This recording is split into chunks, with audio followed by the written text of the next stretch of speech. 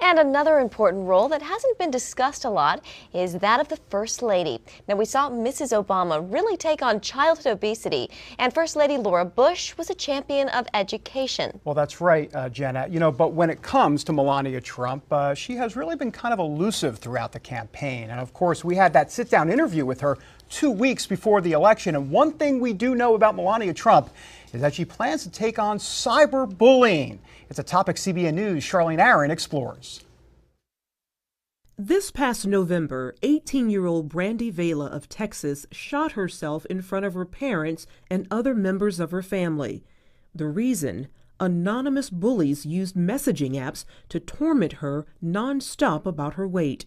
Online bullying, also known as cyberbullying, is when a child is threatened, harassed, intimidated, or embarrassed via the internet or other electronic device. It's an issue that Melania Trump pledged to focus on if her husband became president. Our culture has gotten too mean and too rough, especially to children and teenagers. It is never okay when a 12-year-old girl or boy is mocked, bullied, or attacked. It is terrible when that happens on the playground, and it is absolutely unacceptable when it's done by someone with no name hiding on the internet.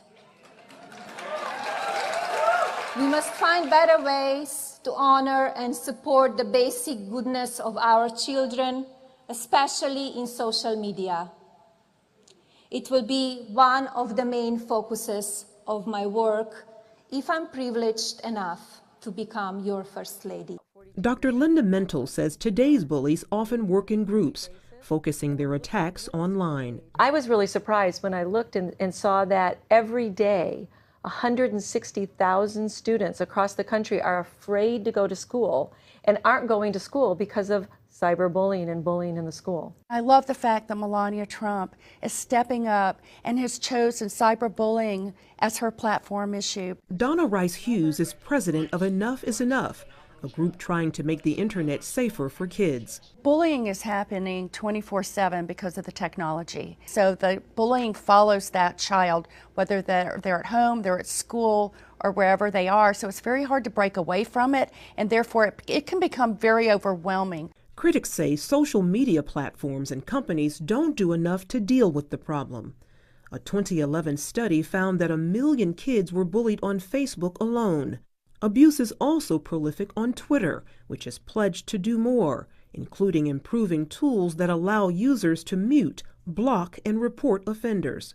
Sadly, says Mental, most school anti-bullying programs don't work, pointing to a study from the University of Texas in Arlington. What they found is that bullying actually gets worse when they do the campaign because the students are now aware of it, they find other ways to do it, they're kind of challenged by it, and so bullying actually increases. Rice and Mental agree that parents must also play a role in combating the problem. Teach your children, if someone's mean to you, don't lash back. Try to take the high road. Parenting is a big part of this, where we have to have parents who are there, concerned, teaching their kids at home, challenging their kids when they say something disrespectful, when they don't treat one another with kindness, and really helping their kids develop more pro-social kinds of skills. A cause the new First Lady hopes to champion. We must come together as Americans. We must treat each other with respect and kindness, even when we disagree. Charlene Aaron, CBN News. Well, it will be interesting to see how she navigates her platform and uses her position to spread a positive message. Well, stay tuned, I guess.